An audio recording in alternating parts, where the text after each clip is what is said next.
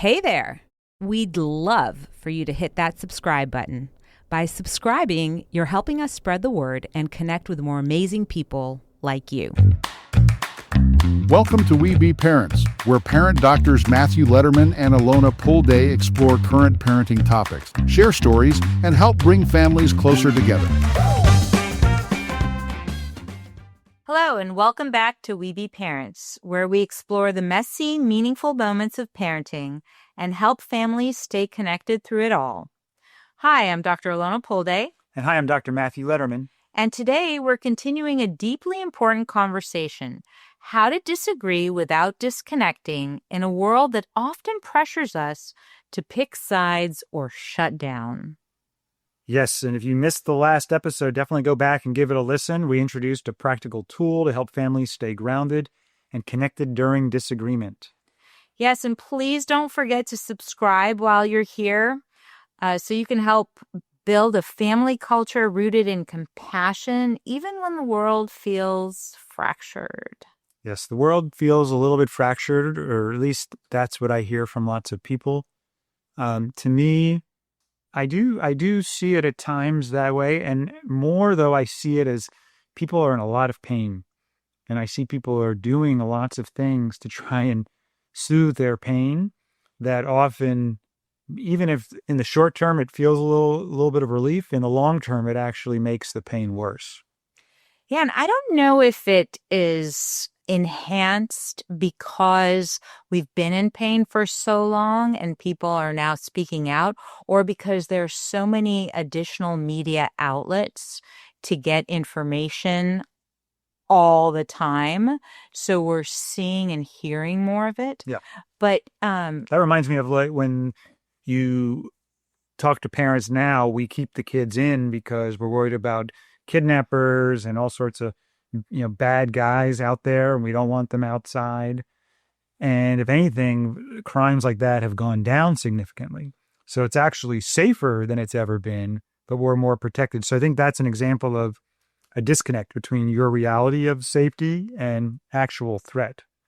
And how that perpetuates that misconception, because that's the message that's coming out. Exactly. So if we get in 10 to 20 stories of somebody getting kidnapped, we're going to think it's happening all the time. Mm-hmm. But if that's 20 times out of 350 million people, it's actually quite rare. Yeah. So I think it's, if we're getting almost this bias of fear inducement that is causing a lot of problems and translating into how we show up. I think beyond that is we're looking, because we're seeking alignment, and because there's that misconception that aligned means safety. So we're looking for the stories that are supporting our reality. And we're also looking for the ones that are completely against our reality to identify the bad guy, the perpetrators. And then we go and find our group of people that are the victims or the people that align. Yeah. And we stay safe here, and we keep pointing our finger at the perpetrators to keep them in front of us. Yes. And that's what we talked about in the last episode. We explored the emotional cost of living in a world that's increasingly divided, and not just politically, but relationally. When disagreements become a threat to connection, we lose more than our conversation. We lose our humanity, and we lose each other. Yep. And that's like there's a cost to the ways we're approaching things. It's similar to when people don't go outside. I know people that are really scared of getting the flu, and they don't go outside, and they don't engage other people. Everything is virtual, and there's a cost to that. And I'm not saying it's right or wrong. I'm just saying we lose sight of the cost of isolating in our house, for example, versus going out there and taking the risk of getting the flu. And for different people, the risks are higher and lower, and you got to assess that. But often we don't also take into account the risk as well of the protective action. And I think when we judge people, we're ultimately trying to make sense and protect ourselves from the pain that's stimulated when people do things that don't resonate with our values. But there's a cost to that intervention as well. There's a cost to those judgments, not only to you, but to your children who watch you meet needs for protection in that way. And I know in the last episode you said this, and I liked it so much, I'm going to repeat it here, but you talked about hating the haters. And the bottom line is, as we hate the haters, we become the haters. Exactly. So now we're all hating. Exactly. And where does that leave us? And so we talked about a tool. Do you want to give a summary of the tool that we talked about? Yes, the 3C bridge, 3 C's for curious, compassionate, and connected. It's a simple but powerful tool for helping families stay open-hearted, rooted in empathy, even when views clash. And again, what clashes is not the needs, but the strategies we use to meet the needs. So if you have a need for safety, one person's strategy might be using a gun, another person an alarm system, another person living in a community of lots of people. All of them agree on the need for safety. They have different views on the strategies to meet the need. So you'll hear us talk about that. And I think that's a really important distinction that I'm just going to re-summarize, is that most to all of the arguments, the level of where we're arguing is on strategies, the behaviors that we choose to meet our needs. But the needs are universal and we all share them. And if we can get down to that level of what are the needs, how much easier it will be to come from a place of curiosity and compassion and connection. Exactly. And that is essential, that the needs, we all agree, we all have the needs for safety. So that's where we can start our connection. The other thing is that these 3 C's allow us to stay open-hearted, empathic, connected, even when views clash. And the views clashing to me is really about perspective and reality. And one of the other things we talked about was that you can have different realities. So focus on when people are wanting empathy, they're wanting empathy for their reality. And you can differentiate between agreeing with the reality and empathizing and understanding their perspective and their reality. So, and this is for people to understand this. Imagine you have a coin and you're holding the coin. And does the coin say tails or is it heads?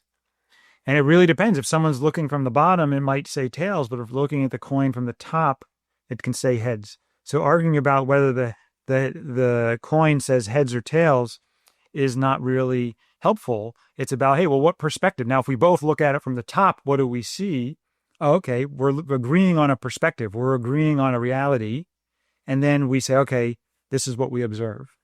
I think knowing that if your perspective changes, if your reality is different, then separating those and not trying to get everybody to say, we have the same perspective, we have the same reality, that's going to be a really big support, whether you're navigating relationships with other adults or with your children. Yeah. And just to go back a little bit, so the steps, just giving a summary of the steps again, are the 3C bridge is step 1 is get curious. Instead of reacting, pause and ask, what's behind this view? And curiosity really shifts us from judgment to discovery. Step 2 is stay compassionate, speak gently. Remember that any person is more than just one opinion. So, and the strength really is that compassion isn't agreement. And we have to remember that. Giving someone empathy, being compassionate does not mean that you agree with them. And the third is building connection. Find something human and shared, a hope, a value. We see it, and that can look like, we may see it differently, but I think we both care. And if we can see that, what a difference it will make in how we interact with one another. So today we're deepening this conversation through real stories from families that have navigated or are navigating the fractured landscape. So should we start with success stories or some challenge stories and the headlines and heartlines? Sure, well, you should tell people what headlines and heartlines is. So stories that come from parents and families like yours working to raise kids like many of the listeners are in a world that often models the opposite in this situation here around connection and Kindness, disagreement. care. Yeah. Yeah, I like success stories first. All right. Well, here's a fun one. After the last election, our family dinner turned tense fast, but instead of arguing, we tried something new. I said, let's each share one hope we have for the country, no matter who's in office. What followed was the most respectful, connected conversation we've ever had in years. And what I think was cool about recalling that story is that that's getting to the needs. What is one hope that we all share for the country, no matter who's in office? So it could be we value more effective healthcare, or we want to get rid of waste and spend in the government, or we want equal rights for all people. All of those are needs, and we can all get together on those. The strategies we might have different views around, but let's connect around the needs. And that question was what shifted to the needs, which allows us to see each other's humanity. So they focused on hope and safety as needs, and then there was a lot of common ground. I think that's really wonderful. And I think what I love most about that story is that there was not a fear around the disagreements. There was a pause and a reframe. And how do I bridge this back into connection? And so it was a leaning in versus a running away from, and it produced this really beautiful connection. And I think it's the question is key. The request is key. It's not, what do you think about this person? Because when we get into thoughts, we're going to get into judgments and evaluations and all sorts of strategies and what we like and don't like about, that person. Got to make a clear request that gets you to the needs. I have one. Okay, go ahead. My 9-year-old came home and repeated something inflammatory he heard at school. I almost snapped, but remembered the 3C bridge. I asked, where do you think that idea comes from? We ended up talking about fear, fairness, and kindness. He told me later, you didn't get mad, and I really liked that. Oh, I love that story. I love that story so very much. And I shared in our last episode how that's a challenge for me sometimes when I hear the kids come home and they're sharing something that they heard without even truly understanding it, but just parroting it back. Or worse, in my humbling opinion, because it's a reflection on me, is they're parroting something they heard me say. And without completely understanding the impact of those words. And it's hard in those moments because I think the feeling that comes up is fear. Oh my gosh, what's happening to my child, and what is going to be the result of them thinking in this way. And that fear naturally wants to just squash that and get conforming alignment versus taking that pause, taking that breath, trusting that there's a shared humanity, even if there's not a shared reality. And then implementing the 3 C's. So I love that this parent was able to do that. And I think the validation and affirmation is exactly what the child said later. You didn't get mad, and I liked that. What an invitation to continue ongoing connections like that. Exactly. I love that too. And the kids really notice that. And if they don't, you can even bring it up and celebrate if you notice it. Hey, how did it feel when I didn't get mad this time? Mm-hmm. And sort of mine for it, ask for it a little bit. That is meeting needs for acknowledgement and celebration, and we don't do that enough. It's a very important need. Agreed.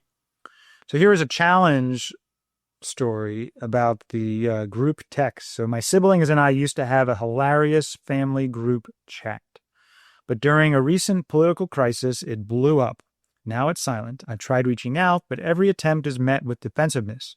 I'm grieving the loss of that closeness.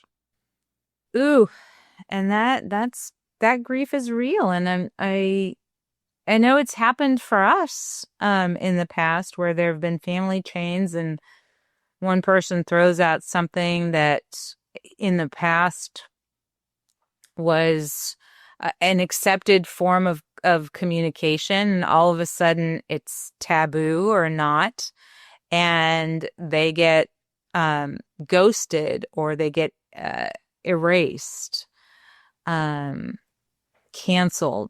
and without even an explanation. It's hard. Yeah, and it's interesting. This happened on a family text chain with me, and I saw it happen. And then one sibling got upset with the other sibling, and then the one sibling left the text chain. And then I noticed I started judging, so I was sort of guilty of hating the hater, so it was very helpful for me to see that dynamic and then spend time with myself, really trying to process and connect. And over time, I was trying to see the intentions, the humanity of both sides there. And that took time. That took time to get to the 3 C's, the curious, compassionate, and then building the connection. But it's real and it's hard. It is real and it's hard. And I love your both sides of that example because it also really summarizes what happens when we travel down that road of disconnection. It's a ripple effect. One sibling was canceled by the other sibling, and then you canceled that sibling, and then the next person's going to cancel you because you responded in such a way, and all we're doing is disconnection that's building disconnection that's building disconnection. And then the other path, even though that took longer, the result of that was seeing the humanity in both sides. And myself. And yourself. I saw humanity in both siblings and myself, because when I was judging the person that was judging, it was coming from a fear in me where I was scared because I might have made the same joke that the one sibling made, not with just trying to meet needs for playfulness and fun, but it offended the other sibling. And I wouldn't have thought that would have happened. I was very surprised. So then I get scared because, well, hey, I could do the same thing. And then that person could just leave and abandon. Now that person I know is in pain, and that was a strategy to protect themselves. And maybe even for the rest of the family it meant needs for mattering to leave. And then they probably thought, oh, well, the family's going to see how big a deal this is.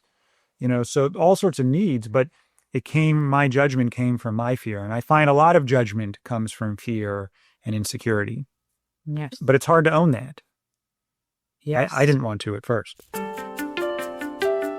So if you've been listening to us for a while, we get a lot of questions about what to do in tricky parenting or relationship moments. Yeah, and if I'm being real, I'm asking Alona those same questions all the time. I get into those same tricky moments as everybody else does. And as much as we wish we could be there for each other in those exact moments, we just can't always be. Yeah, that's why we partnered with the amazing team at Kinectin to create something we truly believe in, an AI coach called Amari. And we didn't just lend our names, we helped build it and train it and brought in everything we've learned about emotional healing, connection, and communication. Yeah, we spent years training and learning, and we've created Amari, who is so calm and grounded, listens deeply and responds with warmth, clarity, and compassion. There's no judgment, no reactivity. In fact, we tasked our children with trying to get Amari reactive, and they still haven't succeeded. It's just steady support when you need it most. We use it ourselves all the time, especially when we feel stuck or overwhelmed. And Amari's really helped us pause, reflect, given us insight that helps us come back to each other. Yeah, we designed Amari to help you strengthen the relationships that matter most, starting with the one you have with yourself. And we are so excited that you can try it now at webeparents.com and click on Webe Kinectin with a K to sign up. And when you have your Amari moment, please let us know, as we'd love to hear about it. So you want to read another challenge story? Yeah, so here's one. I feel stuck between my kids and my parents. My kids are passionate and progressive. My parents are more traditional. I feel like a translator, and I'm exhausted trying to keep the peace. I imagine many parents, many people stand in this kind of in-between space. But, even if it's friend groups, there are friends that have more progressive views. There are friends that have more traditional views. And how do you hold all of those and still generate a space of safe connection? Yeah. Holding space.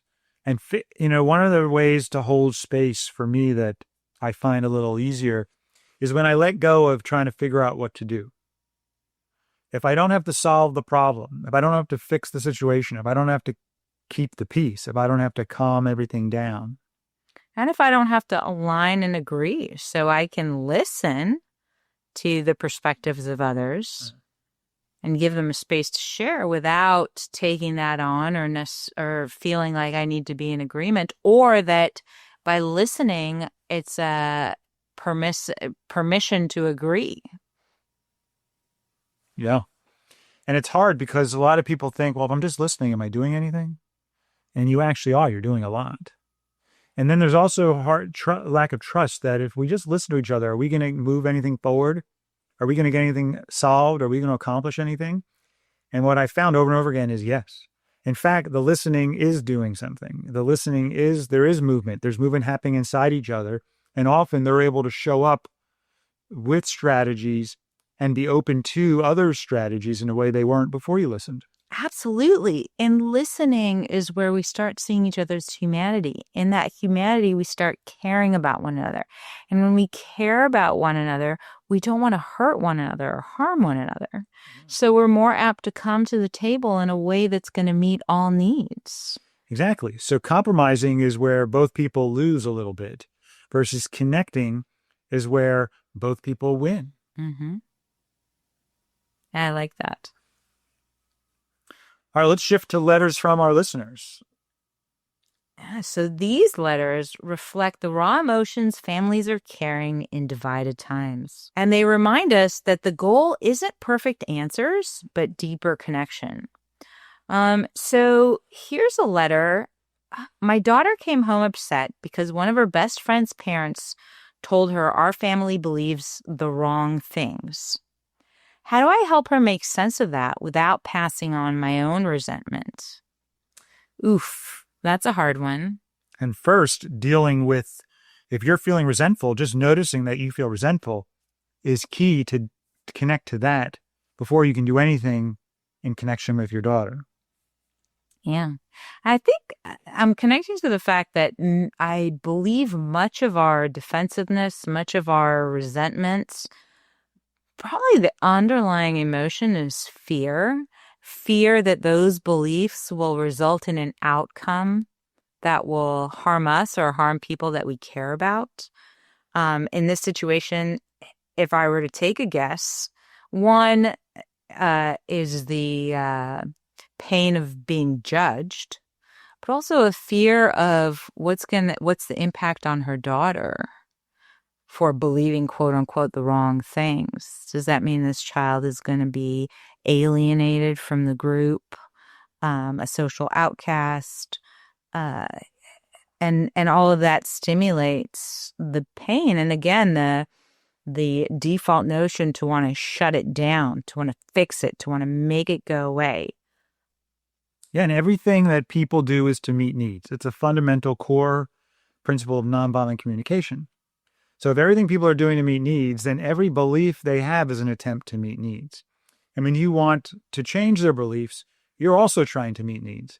So instead of mucking around in the beliefs and arguing about whether you agree or disagree, step back and identify the needs you're trying to meet with those beliefs. Mm-hmm. I know I have a lot of limiting core beliefs that I've either developed on my own or inherited from my parents. And those may have served me at one point, but often they don't serve me anymore. And connecting to the needs met, and then more importantly, the needs not met by those beliefs, helps me start to transform them. So instead of trying to, if you think there's such a thing as a wrong belief, you're already in this land of right and wrong versus the other land of connection. Yeah. So what would your response be to this parent? So how do I help her make sense without passing on my own resentment? So the first thing is validating your experience and theirs. Hey, I get it. I'm feeling really resentful. I'm really worried about what's going on. I'm really worried about sort of how you're going to show up. I want a lot of parents a need for peace of mind that their kids are going to be okay in this world, that they're going to have shared values with you as a parent. And then there's some other beliefs we have as parents that we have to mold them and other things which can get in the way. But initially just validate and frame the disagreement as an opportunity to ask deeper questions. Get curious. What's going on for them? They believe what you are calling the wrong things, but try and understand what needs those beliefs are meeting for them. And again, you can use that 3C bridge to stay grounded with the getting curious, staying compassionate, building connection. Use that to help be as your sort of framework, as your foundation. I think what a beautiful space if there's interest, an opportunity also to model how do we have a conversation and be okay with differences in opinions, right? So even after talking to the daughter and after getting that being curious and compassionate and caring for her, and then encouraging that, how do we learn about their views, but also stay true to ours, is potentially an invitation to have a discussion with this family, to see, to get curious with them, to show our children how we can have those difficult conversations and how we might end up with different opinions, even at the end of them. Yeah. And that's why if you ask, you're saying to your daughter, hey, let's get curious about where this is coming from. And how can we stay true to our values, but still be kind? In other words, kindness is one of our values. Because you could point out why the other family is wrong, or you can start saying, hey, we're going to stop the game of right and wrong here. I'm going to be the stop to that. And instead, I'm going to play the game of let's get curious and understand them, even if we have a different reality. Yeah. And it's, what's humbling is I'm thinking about it now because the girls have been going to more birthday parties this year. And initially, I was very nervous about that because in our home, we have chosen to be whole food, plant-based and vegan. And that's how the girls have been raised. And when they're going to these birthday parties where there are different opinions around nutrition and what they eat or don't eat. And initially I was very nervous about, well, how do we bridge that gap? How do the girls feel accepted? How do I, without being judged, will they be judged? And what will that mean? Or will they feel deprived and restricted? And what I found is getting involved in those conversations with care and compassion and not necessarily needing to be aligned, I was really humbled by the response from the parents, which was complete acceptance of the kids insofar as they even go out of their way to accommodate them, which has just been beautiful. And that comes from not coming in with my own judgments, which most likely just perpetuates that whole hater mentality. I'm going to come in hating you. Well, what are they going to do other than hate me? Right. And instead it's this care and compassion and expansiveness that really feels great, not just for me, but for the girls too, to see, hey, I can be different and still accepted. So how you show up is the key. How you show up and how you teach your children to show up. And how you model showing up to your children. Correct. I love it. I think we have time for one or two more. Okay. So let's do this one. I grew up in a house where judgment was constant. I hear myself repeating that tone with my kids sometimes, and it breaks my heart. Is it too late to change the emotional climate? The short answer is no. But this is very familiar to me. I grew up in a family, and most of my friends did as well, where judgment was just the way people communicated their unmet needs. And they would say they judged something as good or right when their needs were met, and they judged something as bad or wrong when their needs were not being met. So you can change that by shifting from expressing your unmet needs through judgments, or you could express your unmet needs by sharing your feelings and needs. And that was the beauty of nonviolent communication and why that was such a game changer for me. I love that. And I think one of the most empowering pieces to that is that we're encouraging differentiation, the ability to be yourself in a given situation versus having to enmesh or blend with another person to get along. And I was just talking about this actually with my brother, because it's not just what you say to the kids, but also the behavior that you model to them as a result of differences. And this just happened to me with Jordan, our youngest, who's 11. And she and I were had differing opinions over something that I felt pretty strongly about. And I noticed that my default was to turn away from her. And again, really humbling for me, because that's what my dad did. If we did not align with him or we did not agree with him, he almost abandoned, right? He turned away, ignored, disappeared from our lives until we either aligned or there was a long enough space that it was forgotten.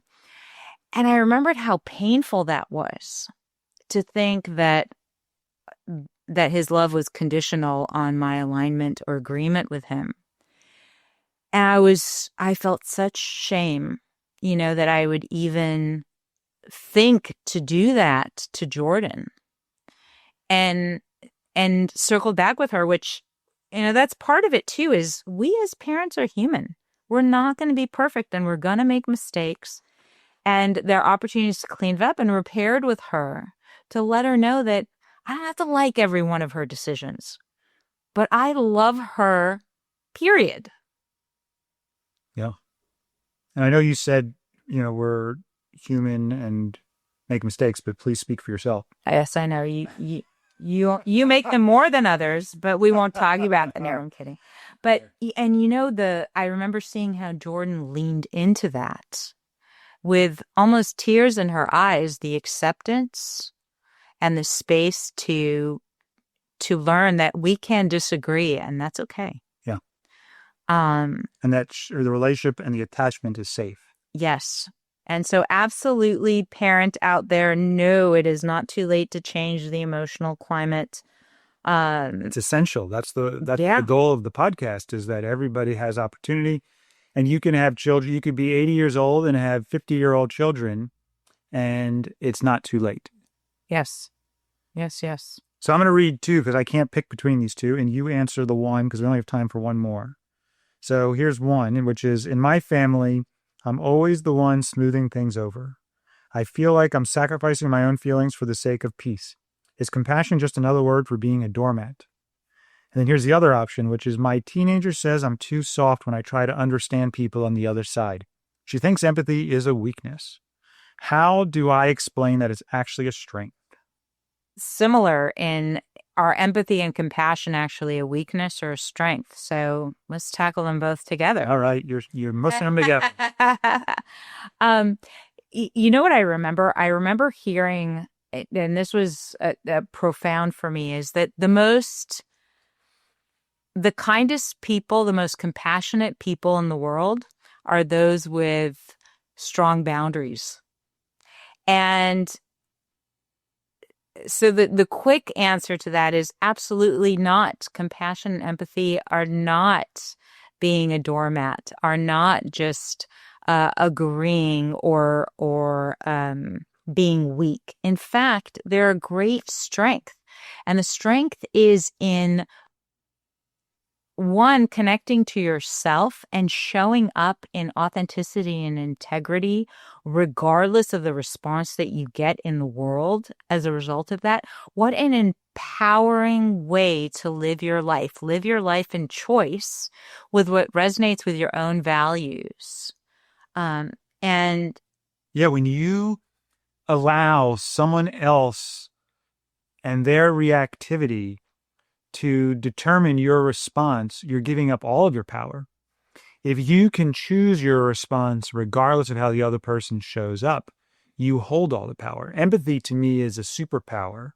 And when people are in the most pain, they're often talking in ways that are least likely to get them the empathy they're needing. So not only is it a superpower, it's a gift. When you can be empathic, you can support somebody, you can disarm their reactivity, you can help them see things more clearly, you can help them connect to not only your humanity, but their own humanity. So much beauty can come out of empathy that I'll tell people, if you can become a super empathy provider, I don't know, that's not a very technical term, but if you become the person that can give empathy in any situation, no matter what, obviously staying connected to your own capacity as well, that you become one of the more powerful people in the world. Yeah. The visual that I have is you can choose to be a bridge, come together and hold things up, or you can choose to stand behind your battle lines and keep fighting that fight, getting nowhere with it. And the question is, how do you want to show up and what are you hoping for as far as an outcome? I love that. Be the bridge and don't let other people determine and choose your reaction. Just one last thing. Disagreement is inevitable, but disconnection is not. What we choose in between curiosity, compassion, connection is how we teach our children to love bravely. If today's stories moved you, please, please, please remember to rate and review us. It helps more families find this community, and we greatly appreciate it. And we would love to hear from you, your stories, your challenges, your successes, especially in the way of navigating disagreement with compassion, but really anything that is alive for you. Please write us at parents@webetogether.com. parents@webetogether.com. See you next time. Bye-bye.